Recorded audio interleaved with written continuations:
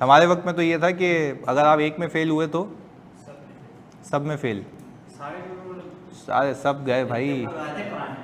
मतलब मैंने शुरू किया था 2015 में, नहीं 14 में। तो 14 में जो मैंने पहली अटैम्प्ट दी थी ना अपनी मॉड्यूल ए बी की, उसमें ये था।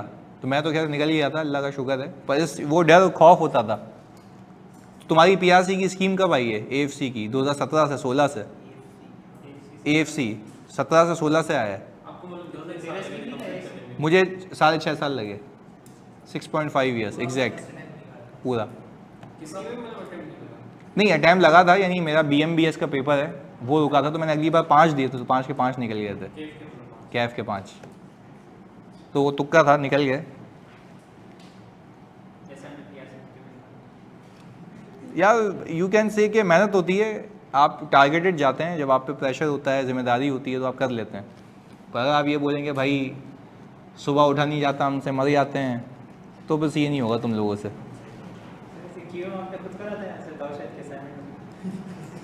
नहीं, मैंने जो QM है वो सर समद दाऊद से पढ़ा था। सही है जी। बाकी मैंने CA के तकरीबन सब्जेक्ट्स खुद पढ़े, यानी मैंने को खुद पढ़ा था। को पहले ऊपर होता था लेवल पे, नीचे PRC में नहीं था। तो टैक्सेशन मैंने खुद की थी, ऑडिट मैंने खुद पढ़ा था, सही है ना। कॉस्टिंग और अकाउंटिंग सर अहमद से पढ़ी थी मैंने।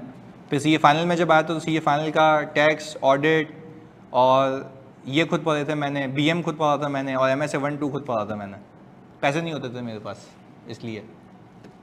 तो ये है फ़र्क यार। आप मतलब बुक से पढ़े ना, बुक आपके पास गाइड है ना। पर मैं ये कि सोचता था, दोस्त होते थे, दोस्तों से रेफरेंस लेता था कि भाई दोस्त तुम बता दो।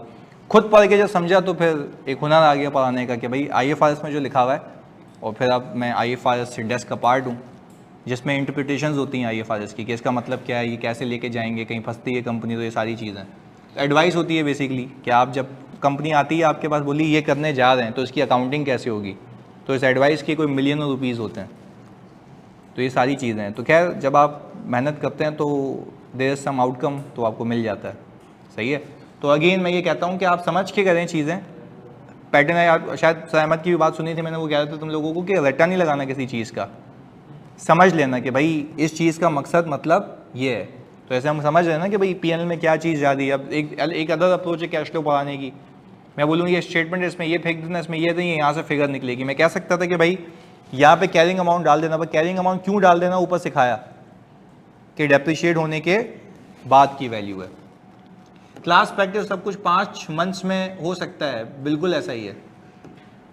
अच्छी फर्म में इंडक्शन के लिए टाइम काउंट होता है, बिल्कुल काउंट होता है। देखो अगर जब मैं EY में बच्चों के इंटरव्यू करता हूँ या रखवाता हूँ, तो मैं ये बेशक देखता हूँ कि उस बच्चे का कैलिबर होना चाहिए।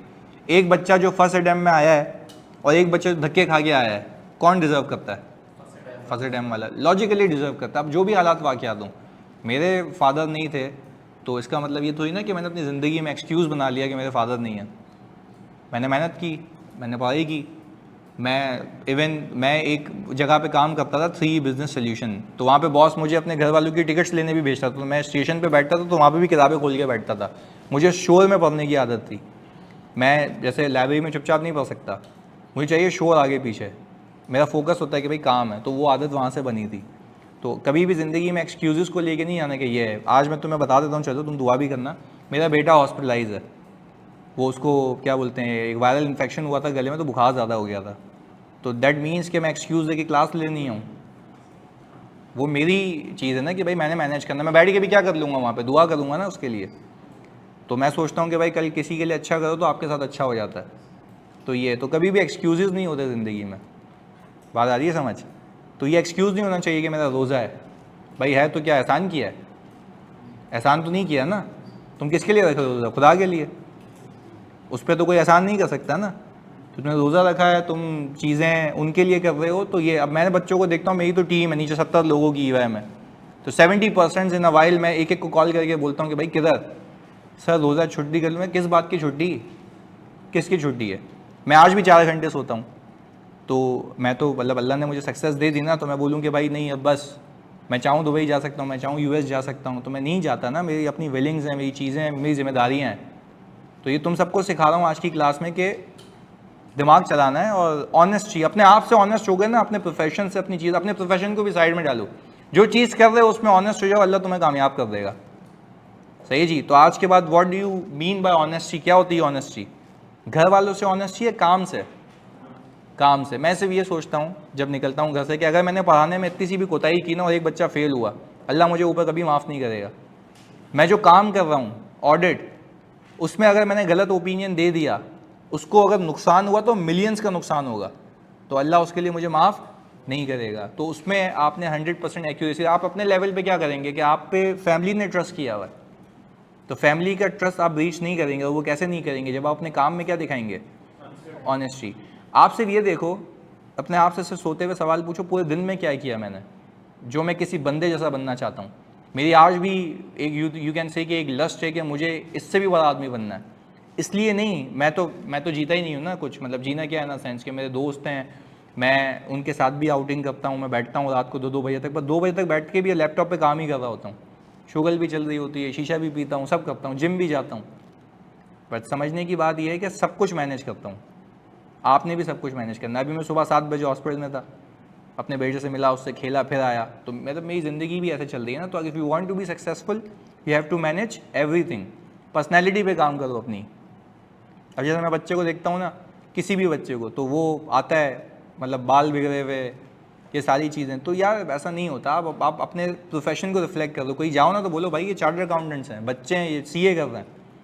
अब हमारे इलाके में एक बच्चा घूम रहा है, सीए कर रहा है, नीचे बैठ के क्रिकेट खेल रहा है सुबह शाम, पढ़ाई का ध्यान नहीं है। कितनी अटैम्प्ट हो गई सर? 5 अटैम्प्ट हो गई हैं। क्या कर रहा हूँ? खुद पढ़ रहा हूँ। मैंने कहा भाई मतलब खुद पढ़ने के लिए भी तू पूरा दिन तो क्रिकेट खेल रहा है नीचे। तो खैर चलो, ये तो बात है तुम्हें समझाने के लिए ताकि तुम मोटिवेटेड रहो। ये कॉपी कर लिया तुम लोगों ने? चले जी। यानी सर अब आपको इसका एक असाइनमेंट मिल जाएगा, यानी जिस असाइनमेंट को आपने करके फिर वैसे ही सबमिट करना है और आपको आंसर तो खुद ब खुद मिल ही जाते हैं। सही जी। उसकी ट्रैकिंग चल रही है माशाल्लाह। मतलब अभी जो हमारे पास रजिस्ट्रेशन हैं वो 250 हैं। आपको पता है वो क्विज कितने बच्चों ने किया है? 55। तो this is the ultimate passing ratio which sir Ahmad would have told you in the first class. This is the actual passing ratio ना। जो करेगा वो पास होगा। मैंने जो क्विज दिया था वो इलेक्ट्रॉनिक क्विज है ना, आप उसके अंदर आप सारे पार्क करें चीज़ें, फिगर्स, आपको सब पता लगता रहेगा। आज भी आएगा, रोज आएगा क्विज। देखो मैंने आपको तो दे दी हैं चीज़ें, जब बुक आ जाएगी तो बुक तो मैंने कहा आपको सॉफ्ट में देने का वादा किया मैंने। उसको बता 100 सवाल हैं उसमें, 100 सवाल करेगा, मैं तुम्हें गारंटी देता हूँ तुम फेल नहीं हो सकते, क्योंकि उसके पीछे मेहनत हुई हुई है। सही है जी। तो अगेन रेशियो इज, जो सुन रहे हैं ऑनलाइन वाले, रेशियो इज 55 to 230। 230 से 55 का रेशियो निकालो, इतना ही पासिंग रेशियो होता है। सही जी। तो खैर अब देखते हैं। 55 इन अ सेंस 55 नंबर हैं, 55 को 230 से डिवाइड कर दो, you will get the passing percentage. सही है। तो खैर चलो मिलते हैं अगली क्लास में।